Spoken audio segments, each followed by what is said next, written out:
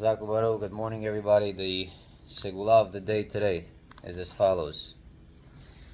יש לו לאדם להוציא צורכי מצווה לפחות כערב הוצאותיו לצורכי עצמו, והמרבה בכבודו וממעט בכבוד שמיים יורד מנכסיו. What does that mean? A person should spend money for a mitzvah, not less than what he would spend for himself. That if a person, chas v'shalom, spends open hands for himself, but when it comes to a mitzvah, he's looking to fulfill the mitzvah the cheapest way, yored min nechasav. You know what yored min nechasav means? Nechasav means assets. You will lose your assets. So a person has a lot of money tucked away in a mutual fund somewhere, chas v'shalom, it can go down. You own properties, rental properties, chas v'shalom, it can go down. Then it says here on the bottom, chike kelev, shut chike kelev. It's a famous shut sefer. And it says, we learn a musar haskel, udvarav shama murim legabe ashirei am, shetasig yadam liknot menorah lechanuka asuya mekesev. He says that the rich people should buy a menorah for Chanukah made out of silver, lechabed et Hashem, to honor Hashem that He gave them such money.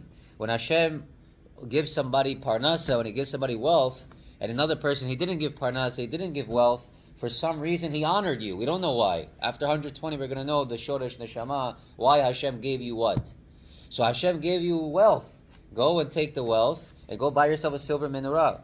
V'kal v'chomer, all the more so, Lemi shebi'echalto lichtov sefer Torah, v'nimna milekayem et ha-mitzvah ve'enu kotev. Same thing. If a person could afford to write a sefer Torah, but he chooses not to, why? He buy a letter instead. Why? You said you should. If Hashem gave you money, go spend the money on the sefer Torah. And he says that ubier sham betama demilta me'araui lemi she'etiva imo hakadosh baruch hu hasdo vehon ve'osher beveto shelo yeh kafui tova betovato shel makom. Hashem blessed your house with wealth. Why are you being kafui tov? Why are you chas v'shalom telling Hashem, I don't appreciate the money you gave me? V'lo yachshov et hono etzel ratzon haboreh. You're not going to give and calculate some money that Hashem gave you for Him. Afilu al kala shebemitzvot le'arot ba'hibavut hamitzvah shezeh ikara avodah. At least show Hashem with the money that He gave you some love for the mitzvah. All right, and by this, if a person does show, Hashem gives more. Umikan tochechot. And here we're going to give some corrections, right? That if somebody loves Hashem, you should spend money on the following things: behotzaot daled minim lesukot, to buy the 4 minim for Sukkot, to buy good ones. Not to buy cheap etrog lulav, matzot, buy expensive matzot. This year somebody's screaming, I don't understand, $40 a pound? Yeah, $40 a pound. What's wrong? You gotta go to a restaurant, you get a little steak like this, $160. $40 you're eating matzot, you know how long you're eating those matzot for? Then talit to tefillin. Talit should be the best. Tefillin should be the best. Sometimes you see people talit, probably 60-year-old talit. Somehow the guy's 20 years old, he has a 60-year-old talit. Yellow talit, doesn't look nice. Why? Get a nice white talit, look like a malach. Nerot Chanukah, the candles of Chanukah, light with oil. Lu hachmu yaskilu zod ve'aviru hashbon shebehotzat atzman yadam petuha. For spending for themselves, their hands are open. Ve'en hotzaot hamitzvot anal ola lehelek ehad me'hotzaot shemotzim lirkavam lenavshal lemzonotehem ushar matrotehem v'pnei ma ira elokim mushpelet. Why would you let the mitzvot be a cheap aspect, but for yourself you're spending open? So that is what we learned today. It says segula is, it's not a segula, it's halacha also. That spend for Hashem just like you would spend for yourself. Now the mitzvah, the halacha of the day. We're learning the laws of saying 100 brachot every day. We're learning birkot hashachar.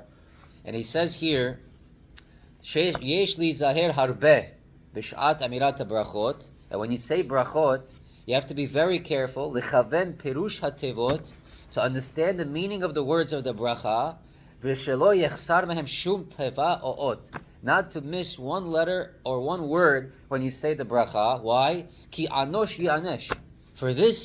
For not saying the brachot properly, for missing a letter or a word inside a bracha, anosh yanesh. He can get a punishment for this. Keshemazkir shem Hashem befiv, especially when he says the name of Hashem in his mouth, sheyeyare meod. You should be very afraid to do so. V'yizdazea evarav mipachad Hashem ve'hadar geono. You should tremble when we say Hashem's name.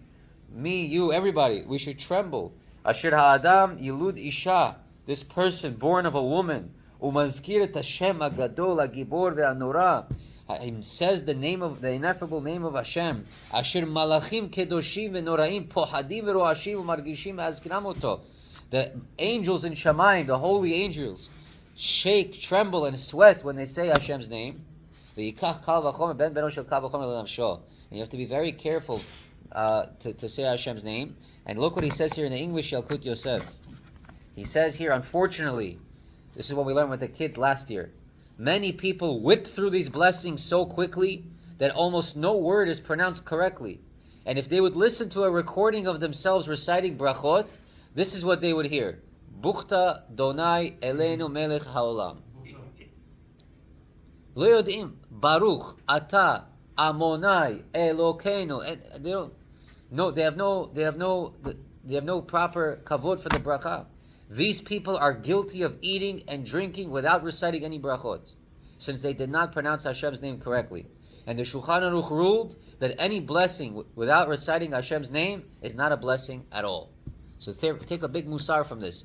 Don't sit back and don't think that brachot are something light. We have to pay attention to every word in the bracha, and that's halakha l'maaseh.